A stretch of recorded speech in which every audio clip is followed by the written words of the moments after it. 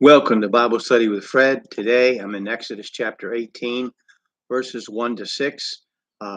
Please follow along with me in your Bible. If you want to purchase my comments, I've already had them self-published on Amazon in Kindle or paperback form. So let's start in Exodus 18, verse 1. When Jethro, the priest of Midian, Moses' father-in-law, heard of all that God had done for Moses and for Israel, his people, that the Lord had brought Israel out of Egypt, then Jethro, Moses' father-in-law, took Zipporah, Moses' wife, after he had sent her back, and her two sons, of which the name of one was Gershom, for he said, I have been an alien in a strange land. The name of the other was Eleazar, for the God of my father said he was mine help, and delivered me from the sword of Pharaoh. And Jethro, Moses' father-in-law, came with his sons and his wife unto Moses into the wilderness, where he encamped at the mount of God. And he said unto Moses, I, thy father-in-law Jethro, am come unto thee, and thy wife, and her two sons with her. Again, we get a bearing where the Hebrews might be at this point. If you recall, I suggested that Midian partly lay in what is now Tabuk province in Saudi Arabia, bordering the Gulf of Aqaba arm of the Red Sea. Ezion-Geber was on that arm of the Red Sea.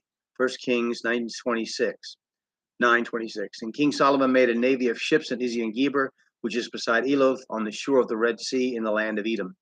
Jethro, Moses' father-in-law, takes Moses' wife and two sons, who had been sent home earlier, apparently, to meet Moses and this vast assembly. Jethro is not only the priest of Midian, but he is a Kenite in tribal ethnicity, Judges 1:16. And the children of the Kenite, Moses' father-in-law, went up out of the city of palm trees with the children of Judah into the wilderness of Judah, which lieth in the south of Arad, and they went and dwelt among the people. He is considered the spiritual leader and chief prophet of the Druze religion of the Middle East, and the Druze claim ancestry from him. The Druze religion is a sort of mixture of Islam, Greek philosophy, Hinduism, and Gnostic Christianity, which was a sort of a cultic Christian philosophy. Of course, this definition oversimplifies it. They believe in reincarnation and the transmigration of the soul. They do not revere Christ as God in the flesh or believe in his resurrection, so they're not Christians. However, Druze in Israel have been great supporters of that country and have risen to top positions in public service and politics. Many of them are known as Druze Zionists. They come to Moses, who is encamped at the Mount of God. This is Horeb or Sinai, 1 Kings 19:8. And he arose and did eat and drink, went in the strength of that meat 40 days and 40 nights unto Horeb, the Mount of God. Sinai was the name of the area. Exodus 19:1 and 2. In the third month, when the children of Israel were gone forth out of the land of Egypt, the same day they came into the wilderness of Sinai, for they were departed from Rephidim and were come to the desert of Sinai. And they pitched in the wilderness, and there Israel camped before the mount. So Sinai and Horeb will be used interchangeably for the name of this mountain.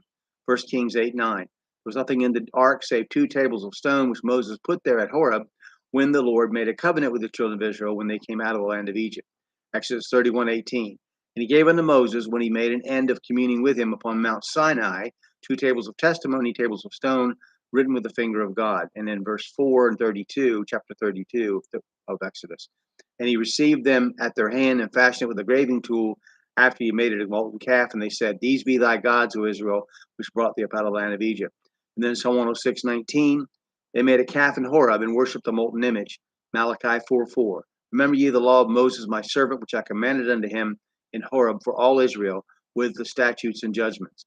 Okay, so that we'll stop there for today. Please read your Bible, study your Bible, two different things, cross-reference the verses, pray to God for wisdom and understanding, and share your interpretation with somebody else. I thank you. I hope you all have a great day.